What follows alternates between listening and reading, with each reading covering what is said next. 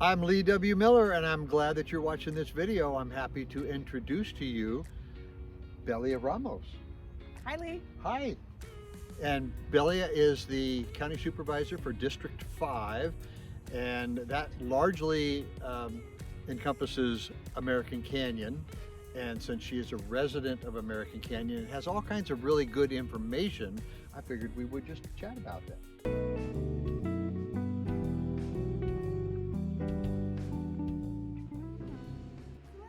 Happy to have you here, and welcome to the Newell Preserve in American Canyon. It's our largest open space that abuts our eastern hills, and it will be preserved as open space in perpetuity, and it's one of our crown jewels here for the community.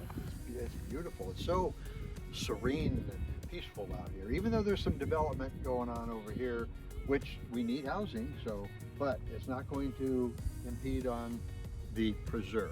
No, and actually one of the things that during my time on the council and now with the new council that has always been at the forefront is making sure that whatever development goes in is complementary to the parks and open space, because that parks and open space is one of the primary reasons why people move to American Canyon. We all have our story, how we ended up here. A lot of Bay Area expats are here in American Canyon, and a lot of locals, people that grew up here as well. But one of the things that brings us all together are these parks and open space, and we embrace it. We embrace it to the point that even the American Canyon Community and Parks Foundation, which is the one that is sponsoring all these parks in our open space, was created to continue that energy of making parks and those community spaces a priority here. Let me get out of the way of the hearts, and let's get a little bit closer to the camera and the microphone and tell us about this program here. So this is the second year of the Parks Foundation's program of Hearts in Your Park. And there are frames that have these beautiful backdrops, and there are also hearts, the inside part, that are painted. And they're painted by local artists and kids and teenagers and adults, and you can see them all over the parks, and they are absolutely beautiful. You can also get stickers this year. Last year I think it was magnets or pins, and this year it's stickers that you can get of your favorite heart, and they're everywhere. And so go check them out. You can find out who the artists are on the back side, and you can expect this in the parks in American Canyon. And they are everywhere, all over town. They are, and it's really hard to pick a favorite. And they're actually... Is there a competition aspect to it? There is, well, there is not a competition aspect, but then last year what happened at the end, they were actually donated for an online auction, and then there became a little competition about it. But I've been driving around town, I've been walking and biking, and I see them and I'm like, oh, I like that one. And then, no, I change. I'm like, no, I think that one's the better one. They're absolutely beautiful. And some of them come together where it's a couple of people that have worked on one. Some of them have a theme. I know my Seroptimus Club, a couple of my Seroptimus sisters got together and they did a heart for Seroptimus International. So lots of diversity in the artists. Lots of creativity, a tremendous amount of talent, but mostly a great amount of community spirit around making sure that February is embraced as Hearts in the Parks here in American Canyon. That's perfect. Let's shift gears a little bit and tell us about how you ended up in American Canyon, because you grew up actually in St. Helena. I grew up in St. Helena and in Hope Valley, unincorporated Napa County. I was up in Berryessa Estates actually, and my father has worked in American Canyon for a number of years. He's worked for 44 years in June for the Yeager family, and they were the owners of Watson Ranch, and were part of the Watson Ranch development until recently. And my dad, in 2005, I was living in a small condo in the city, and you can only do that for so long. And my dad said, you know, you really need to look at homes in American Canyon. I was looking in the East Bay, and I was like, American Canyon, Dad, it's known for 3 things. It's like Palby's, poker, and the palm reader. Like, that was it back in the day. And my dad's like, American Canyon is going places, and you need to come and check out these new homes. So here I come, and it's 2005, and I'm that person that got caught up in the let me stand in line to get a home, a brand new home. Of course, you walked into these model homes. How could you say no to one of those? And when you're looking at older places in the East Bay, it was wonderful. So I said, okay, fine, I'll live in American Canyon, and moved here.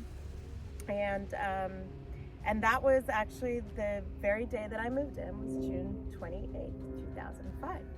And I'm moving that first box in, and my dad's like, remember how I told you American Canyon's going to be a great place? And I said, yeah. He said, not without you. The deadline is 5 o'clock, and he hands me a form. It has the old City of American Canyon flag logo on it, and it was an application for the General Plan Revision Committee, and the deadline was 5 p.m. And so I filled it out.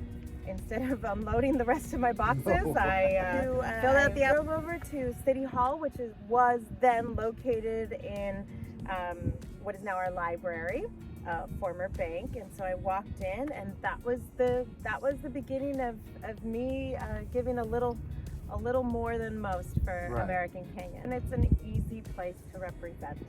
The love that comes from here. I don't think every elected official is as lucky as I am. I sometimes show up and I have flowers on my doorstep from a constituent. I have a note just saying, thanks so much for giving so much. And just, it's so heartwarming that people really appreciate what you do as an elected representative for them, and that they also see it, right? You feel it, you see it, and there's a tremendous amount of growth and opportunity here in American Canyon, and the residents embrace it. So American Canyon, its zip code is really quite infamous. Its zip code is 94503. And a lot of people don't remember, but there was a moment in time when American Canyon did not have its own zip code. It shared one with Belia. And you would think, well, what's the problem? Well, a couple of things. If you are out of county and you share a zip code with Vallejo, your insurance rates are different because your crime statistics get matched up with the zip code of origin. When you're doing a search for a hotel, the hotels were registering to Solano County instead of Napa County on an online search. But actually bigger than that was the social services that were being affected for people.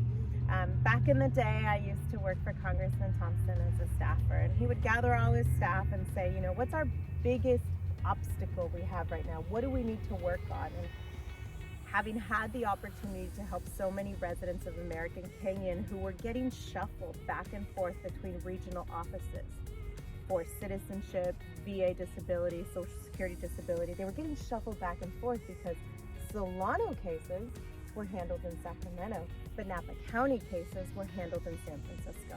Oh, wow. And these files would just spend time going back and forth. And there was one resident in American Canyon who had been shuffled back and forth for 2 years on a citizenship application. Just in absolute limbo. So I raised the issue, and I explained why I thought that was the biggest issue that we had to work on the constituent level. And the staff agreed, and the congressman said, okay, we're gonna work on this. He called over the White House, and you put the congressman on the line for the president, and congressman took the call, and they were talking back and forth, and the president's offer was, what can I do to help you out? And the congressman said, there's a city in my district that needs a zip code. And the next call was to the U.S. Postmaster General to hand out a number, and that number was 94503. But that wasn't it. You can't give a zip code without a post office. So American Canyon had a number in waiting, but they had no post office. So the next thing was to be able to get a post office. And so if you remember back in the day, our post office was not the most glorious looking thing. And that's because it was a storage, an old Olympic storage facility that was used to create this post office. Since then, there's been an addition, and the United States Postal Service has made an investment into making sure we have interior post office boxes, because they were used to be on the outside before.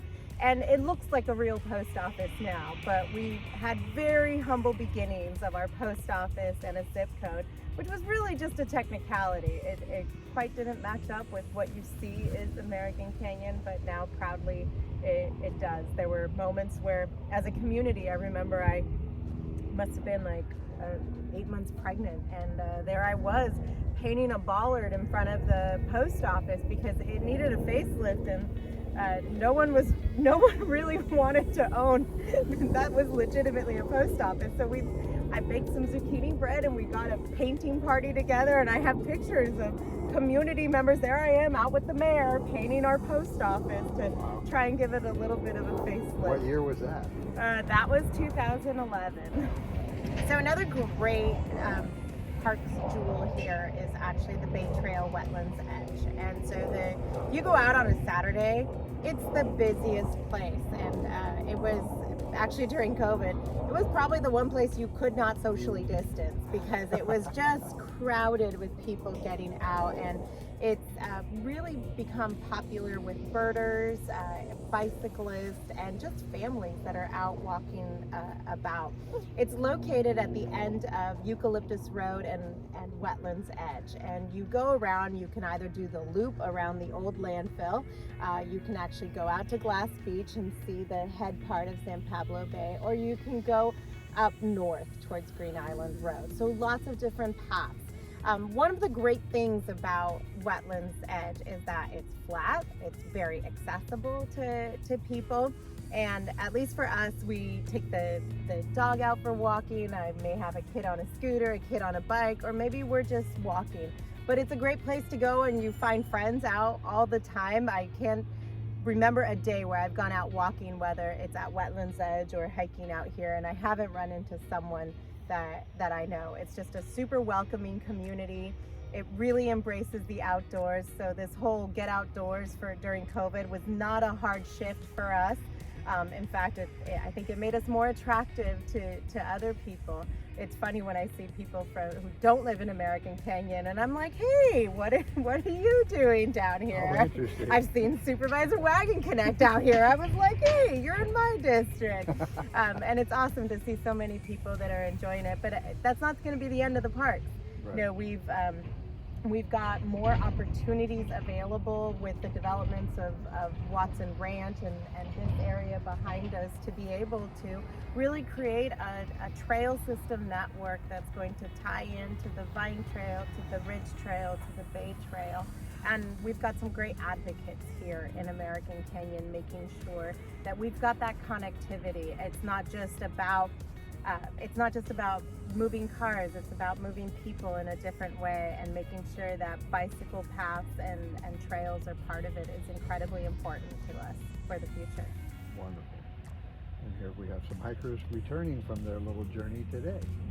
Well, Belia, I really appreciate your time. I know how busy you are because I know how challenging it was to schedule this time. So thank you very much for contributing. But no better spokesperson that I could think of for American Canyon than you. So thank you very much. Thank you, Lee, for coming on down. You know, American Canyon is an incredibly diverse and welcoming community. If you're into the parks and the open space and you like knowing your neighbors, this is the place to be. Absolutely. We have a tremendous amount of community spirit here, and with all of the events that happen, you always get to feel that in a different way, whether it's Meet Me in the Street during the summers by the Chamber, our 4th of July festival by the city, our Christmas parade. Whatever it is, you're gonna find something just for you, just your flavor here at American Canyon, and you're gonna find some friendly neighbors as well. And you're gonna find that at a more affordable real estate. Of course, I gotta bring the real estate into it. Way more affordable than all the rest of the communities. You get a lot of more bang for your buck here in American Canyon, and one of the things that is really great is that with the developments that are going on, we're going to start seeing a diversity in housing types, right? One thing you don't find in American Canyon right now is condominiums. I think there's only like 4 duplexes in town. Wow. But you do have a lot of single family homes. There are also a number of apartment buildings that are going on, which, what we find is a lot of people will come here, they try it out on a trial basis in an apartment, and then they're going to say, I'm gonna stay here because it really is a beautiful place to raise a family, to grow up in. As a Napa County girl, I was born at the Queen, and I've lived in all sorts of parts of Napa County. This is home for me. Wonderful. So if folks want to get in touch with you and pose questions, be it political or professional, how might they get in touch with you? Absolutely. So my cell phone is 707-200-8088. Oh, that's a great number. It is a great number. And my email is belia.ramos@countyofnapa.org. Wonderful. Well, thanks again. Of Really course. appreciate it. We can handshake now. Great to see you and having you shed light and into American Canyon and list that as an option for people. It's a great place.